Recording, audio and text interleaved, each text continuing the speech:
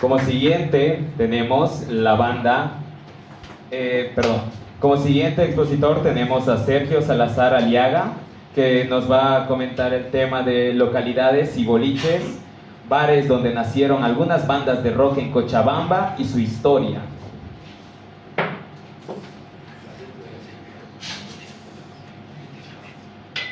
Ya están ahí. Ahí está.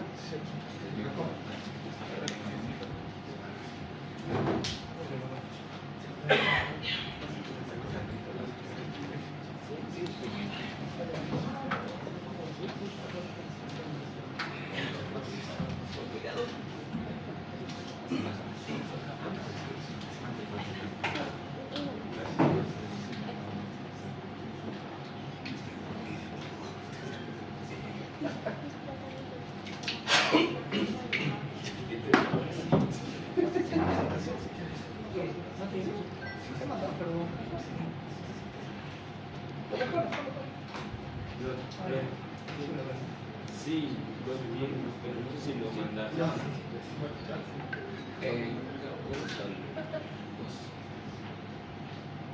No, está en otro. ¿Está en proceso? Sí, creo que sí. Eso. Bueno, podemos dar inicio a el tema de localidades y boliches, bares donde nacieron algunas de las bandas de rock en Cochabamba y su historia, a cargo de Sergio Salazar Aliaga. Por favor, adelante. Hola, hola. Muy buenas noches a todos, a todas. En primer lugar, muy agradecido de estar en estas mesas. Muchas gracias a la invitación, a los que han sido parte de la organización del Congreso Nacional, de este cuarto Congreso, acá en Cochabamba. Me presento, yo soy Sergio Emilio Salazar Aliaga, vengo de la ciudad de La Paz y bueno, les voy a comentar más o menos el trabajo que voy indagando y que estoy haciendo allá, ¿no? Bueno, voy a hablarles yo sobre el templo del rock boliviano, voy a hacer un pequeño antecedente. Yo tengo una columna allá en la ciudad de La Paz, no sé si llegará aquí a Cochabamba, es en un semanario llamado La Época. Y esto comienza de casualidad hace 5 años, ¿no? Es un trabajo de investigación y un trabajo que voy recuperando un poco de lo que es la memoria histórica en todo el ámbito musical, ¿no? He comenzado con el rock, pero bueno, me he ido derivando después con algunos diferentes temas. Justamente saliendo de la pandemia, bueno, todos teníamos mucho tiempo, ¿no? Yo me he quedado igual a leer, a indagar algunas cosas, y me di cuenta que aquí en Bolivia hay muy poco escrito o libros o textos de investigación que hayan salido, ¿no? O que se hayan escrito, que se hayan producido, ¿no? Lastimosamente. Ni siquiera de las bandas más grandes como es Octavia, Lucas, en temas de rock, tenemos documentado, ¿no? Entonces, a partir de esa carencia, yo comencé a indagar algo más. Además, había salido un documental en Netflix recién que se llamaba Rompan Todos, ¿no? que era la historia del rock en América Latina. Y estaba a cargo de Gustavo Santaolalla, ¿no? Un productor ahí en la Argentina. Este documental estaba dividido en 3 partes, ¿no? Los vi y vi que no había nada de Bolivia. Me llamó la atención porque, bueno, nosotros hemos sembrado igual cosas bastante importantes y buenas, ¿no? A lo largo de toda nuestra historia de rock. Desde Guara podríamos ver, o hasta los tiempos del maratón rock, etc., ¿no? Fue así que, justamente hablando con un amigo que era el editor de este semanario, le dije, estábamos haciendo, yo le dije una crítica a este documental, charlando, comentando, me dijo, ¿por qué no haces un artículo y presentas eso, haciendo la crítica de por qué los grupos de rock boliviano deberían permanecer ahí? Bueno, comencé a buscar, comencé a indagar, quería ver un poco más de la historia del rock nacional, y en eso me encuentro un libro justamente de un cochabambino, seguramente ustedes lo han debido escuchar aquí en la carrera de Sociología, Mauricio Sánchez, ¿no? Famoso, el de la ópera Chos. Y bueno, lo leí y ahí me encuentro con algunos datos más interesantes del primer disco de vinilo grabado en la frontera de los hermanos Montero. Me llamó muchísimo la atención, comienzo a indagar y termino con otro artículo que no era la respuesta rompan todo, ¿no? Sino se llama Cómo se grabó la música en Bolivia. Que ya comienza a hablar de los discos de vinilo y bueno, ahora con la presencia de los bajo tierra, ¿no? Sí, bajo tierra. Muy buena propuesta, ¿no? Y Sergio, uno de los representantes, y Ernesto Guevara, con el tema de esta producción de los discos de vinilo, ¿no? Que es una vuelta. Continué haciendo el trabajo de investigación y me dediqué mucho primero a las bandas, trabajar mucho con bandas, pero el campo y el espectro y el horizonte de visibilidad sobre el tema de la música, el rock, es mucho más amplio. Te lleva a rescatar historias, te lleva a gestores culturales, te lleva a coleccionistas, puede derivar en muchas cosas, ¿no? En este caso, para mí es muy novedoso y nuevo también entrar y indagar en el tema del metal, y me ha gustado bastante. De hecho, ya tengo los teléfonos de aquí, algunos de los compañeros que pusieron, para posteriormente también hacer otro trabajo de investigación con ellos y poder editar algo mucho más grande, ¿no? En la medida que iba avanzando estas investigaciones, me iba encontrando con gestores culturales, me iba encontrando con agentes muy importantes, y ahí nace la idea justamente de hacer entrevistas a personas que han estado muy metidas en el medio, pero por ahí han sido invisibilizadas por las bandas y no como localidades o bares que sí hacen parte muy importante de la historia del movimiento, ¿no? En La Paz, por ejemplo, comencé a hacer una indagación sobre el Bocaizapo, que es un bolichito chiquito ahí cerca de la calle Pichincha, en la calle Jaén, donde se reúnen los poetas malditos de La Paz. Ahí estaba Edgar Arandia, el Vico Vizcarra en su tiempo, ahí hacíamos homenajes a Felipe Delgado, bueno, a Jaime Sáenz en realidad, ¿no? Leyendo algunos La Noche, algunos poemas de Jaime Sáenz, etc. Pero digamos que también aparecieron algunos artistas en ese bar pequeñito para después dar saltos mucho más grandes, ¿no? Pero antes de entrar ya directamente de lleno a lo que es el Temple Rock, hacer una mención también que justamente en este proceso de investigaciones me dediqué un año, y mañana lo voy a exponer eso, a personas que son coleccionistas de vinilo o que han estado relacionados con el mundo del vinilo o discos de carbón. Fueron trabajos de un año y medio más o menos, que también nace con ese primer artículo que yo saco, Cómo se grabó la música en Bolivia, desde los primeros discos, ¿no? Víctor y muchos anteriores, y publiqué este año recién este libro, este texto que se llama Bolivian Discos, coleccionista de vinilos y carbón.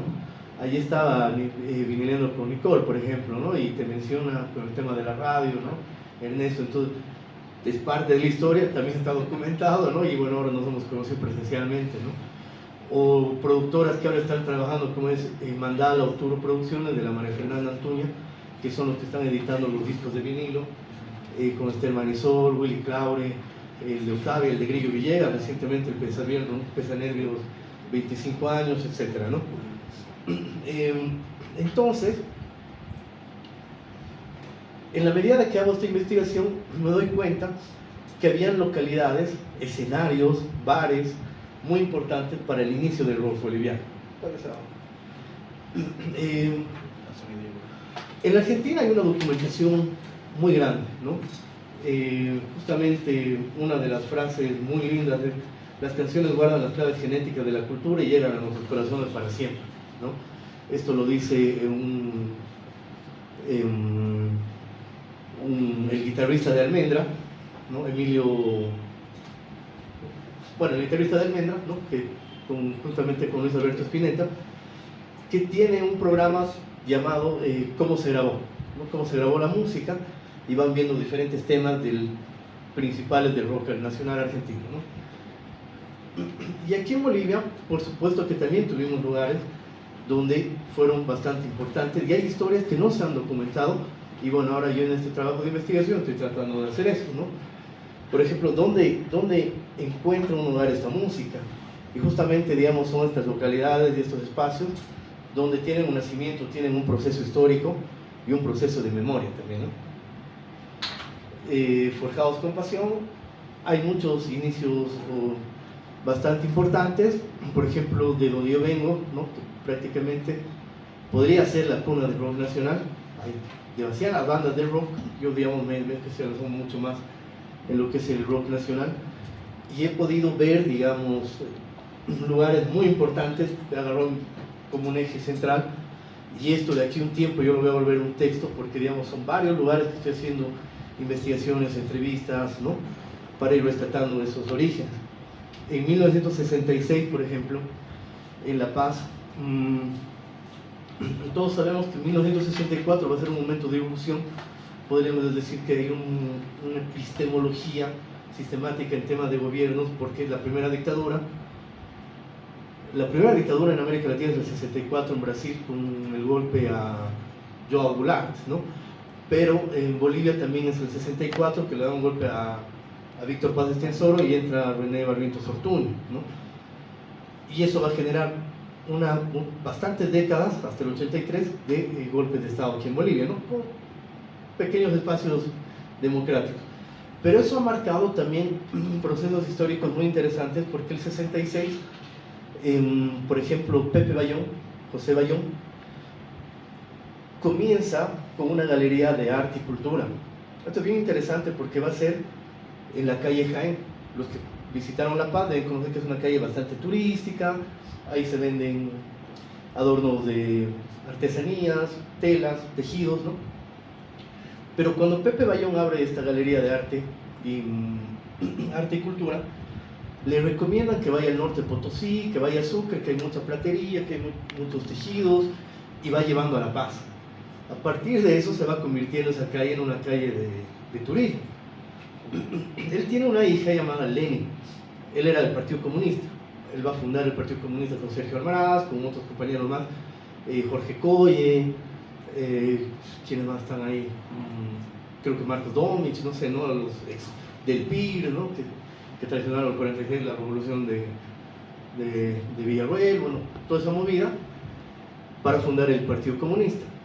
Y entonces él quería llamar, digamos, después de ser una galería de arte que le va funcionando muy bien, lo va a transformar en lo que es la famosa Peña Naira, ¿no?, un espacio ya bastante cultural donde van a ir los primeros grupos, poco más folclóricos, pero digamos que se va a ir concentrando en estos pequeños escenarios que ya después que va a ser el arte, ¿no?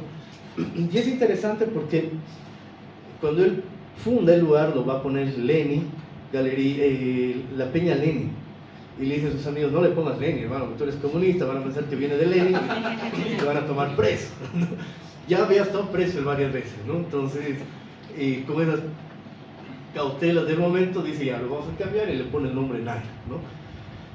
Pero digamos que ese lugar va a tener varios momentos épicos y muy bonitos dentro de la historia, porque van a ser los primeros sicuris que van a entrar. Va a haber una movida de izquierda intelectual muy interesante. Van a aparecer ahí, entre charlas, René Zabaleta Mercado, Almaraz. Comienza la música folclórica con los jairas, llega el gringo bandolero. Con la llegada de él, de Chile, detrás de él va a llegar Violeta Parra, por ejemplo, ¿no? Cuando llega Violeta Parra, escribe la canción Gracias a la Vida en ese lugar, en ese espacio, ¿no? Gran canción onaza, ¿no? Pero después Mercedes Sosa la va a volver un himno. Dicen que el 67, ¿no?, cuando llega Che Guevara, también va de clandestino como Ramón a la Peña. Ahí nacen los jairas, ¿no? Ahí nace Ernesto Cabur, toda esa movida folclórica. Después se va a hacer cargo, ¿cómo se llama?, el tarijeño. No participa Nilo Soluco, pero se hace cargo el de Coraje. Bueno, ahorita no me voy a acordar el nombre. Luis Rico, exactamente. Con él se cierra la Peña Naira ya en los años 80, ¿no?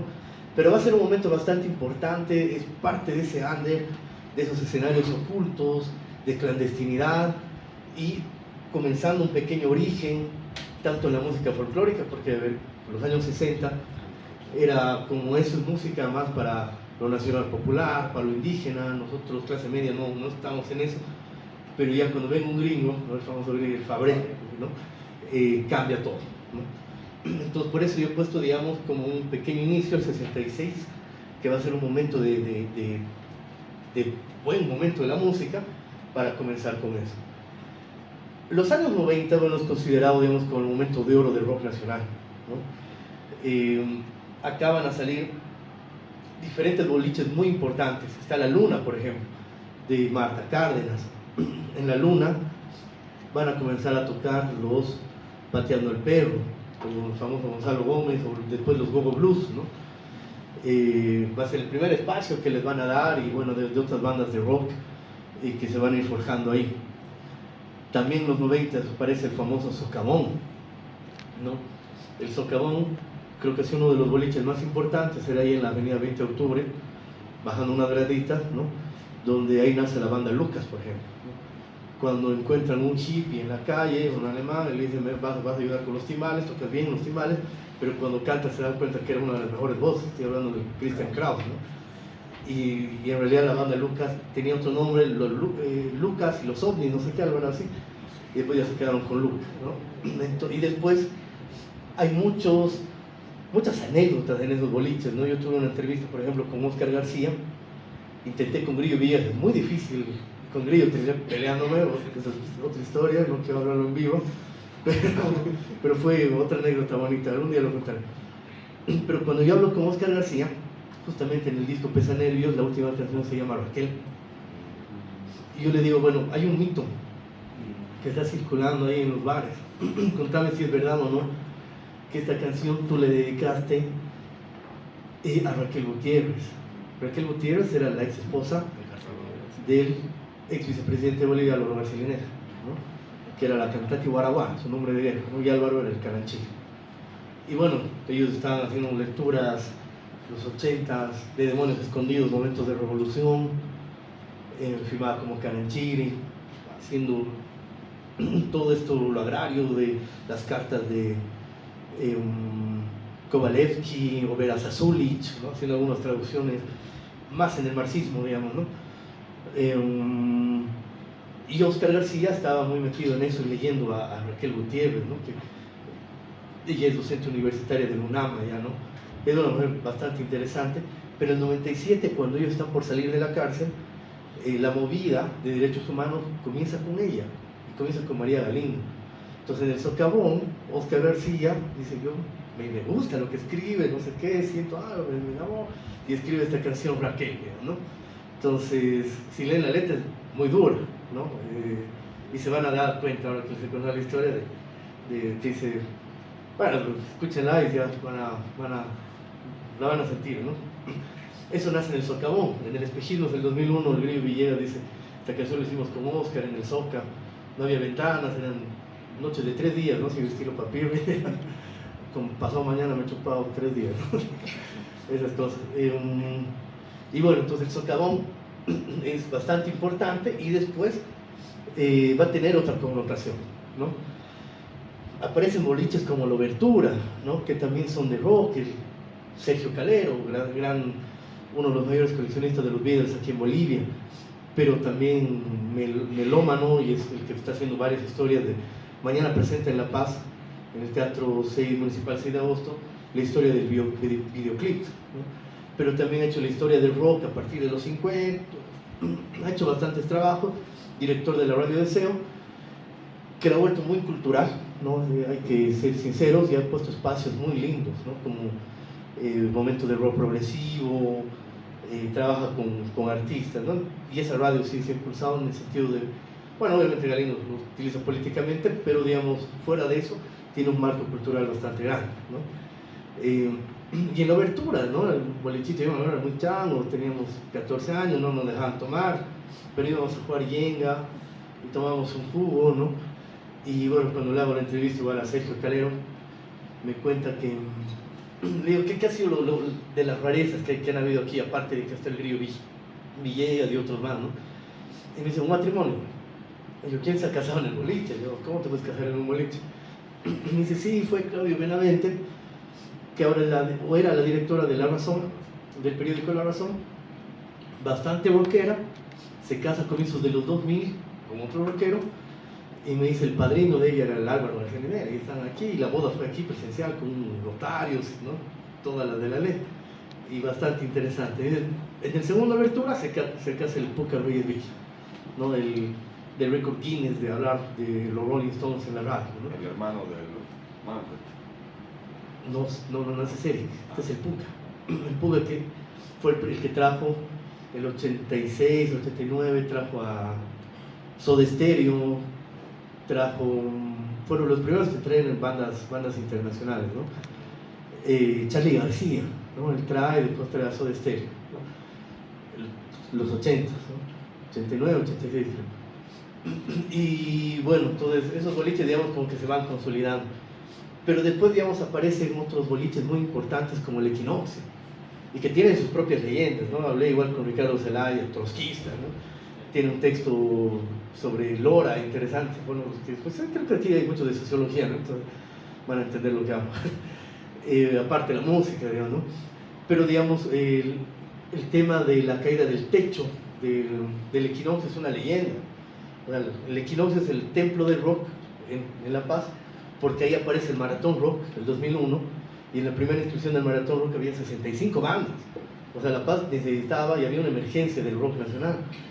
Y ahí nace, en la final del 2001, salen ganadores, bueno, seguramente no más pop tal vez, pero digamos ahí nacen bandas como Quirquiña, Desaire, Unit, Oz, otras bandas más, ¿no? Que después ya se van popularizando, pero digamos es este impulso de estos boliches con estos concursos de ganar, ¿no? Esa caída del techo, justo tocaba el Grillo Villegas, ¿no? Y estaban arreglando el piso de abajo, pero el dueño les había dicho, necesitamos más centímetros para el boliche de abajo, le subiremos el techo. Y él dice, no, pero voy a tener que paralizar mucho tiempo. Entonces decidieron cavar hacia abajo. Y al cavar hacia abajo, tocó el Grillo, dice que era lleno total, y el día siguiente ha debido ceder la tierra y todo el boliche se vino abajo, pues en la calle. Más bien no fue esa noche, porque hubiera sido una tragedia, ¿no? Pero sigue enterrado la batería, ¿no? Algunas otras cosas. Entonces, pienso que estos boliches, el Escaramucho en 1986, ¿no? Donde tocaba Altiplano, bandas, entonces, esto digamos es como un pequeño antecedente, ya no me queda mucho tiempo, pero significa una serie, digamos, de diferentes textos que voy a compilar, que estoy haciendo investigación. El primero es sobre vinilos, el segundo quiero que sean locaciones, bares, boliches, ¿no? Con muchas más historias, más enriquecimiento, y obviamente también quiero entrar al mundo del under. En La Paz había uno en San Pedro, ¿no? Ustedes deben conocer, tocaba mucho más metal y punk. Y bueno, ir buscando esos espacios, y por qué no también con actores como ustedes, ¿no? Con bandas de metal. Ya por eso les pedí el contacto para también buscarlos y poder hacer unas investigaciones más profundas. Y bueno, así aparecieron estos lugares, estas locaciones, y es un trabajo que estoy realizando ahora, ¿no? Muchas gracias. Un aplauso, por favor. Bueno, ahora hacemos la ronda de preguntas. Por favor, que tenga una pregunta que levante la mano y empezaremos con él.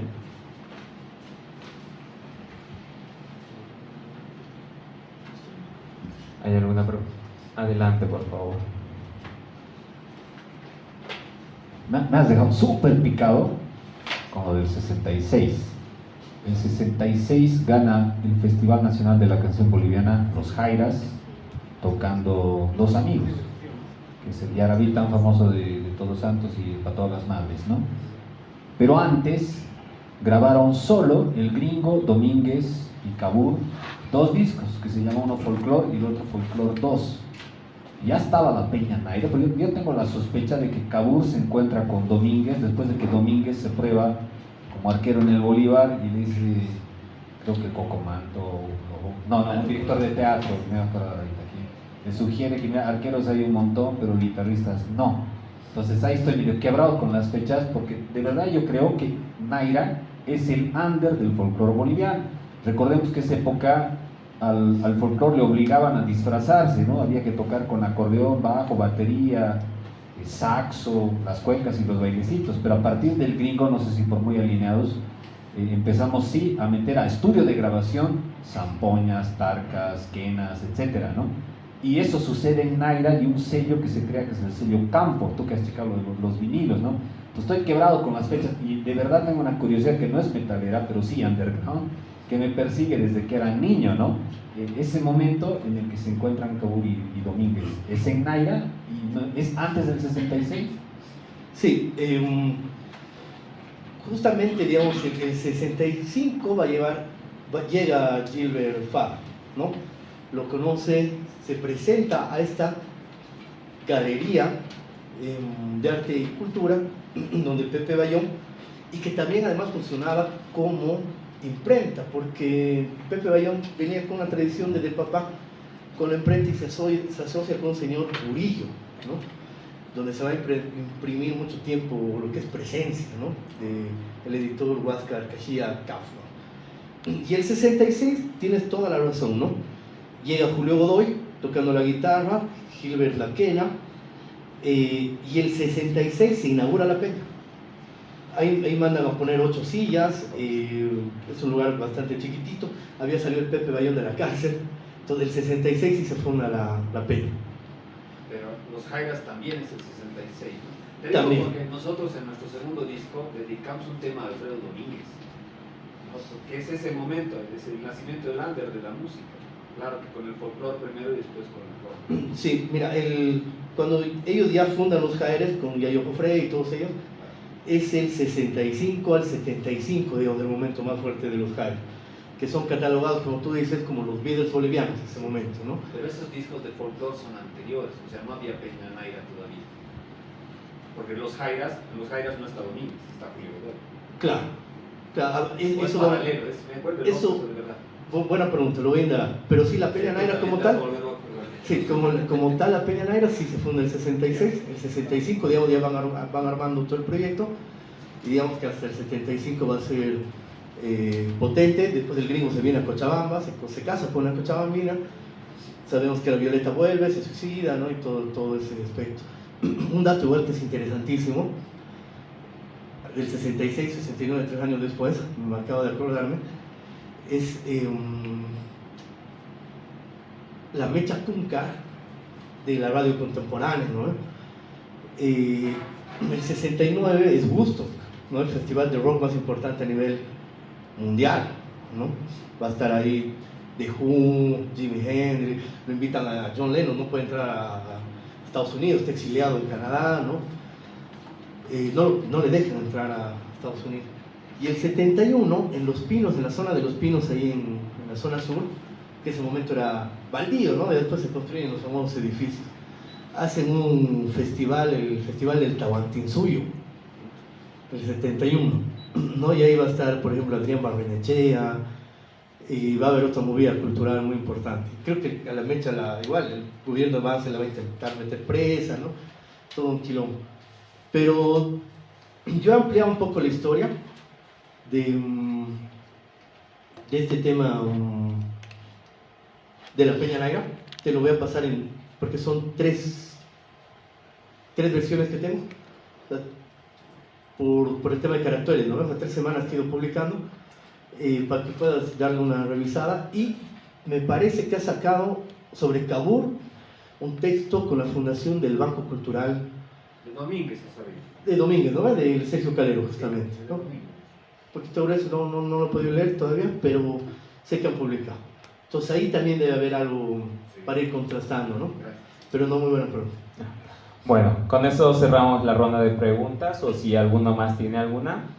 Si no, por favor, denme un fuerte aplauso para Sergio Salazar Aliaga, dando su tema de localidades y boliches, bares donde nacieron las bandas de rock. Bueno, con esto finalizamos el segundo día del Congreso de Rock. Ha llegado.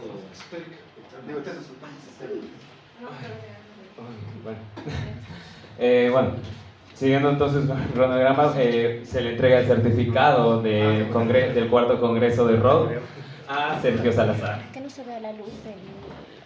Allá aunque sea, es que se ve blanco. A este ladito se puede venir para que no les... Ah, ya lo solucioné.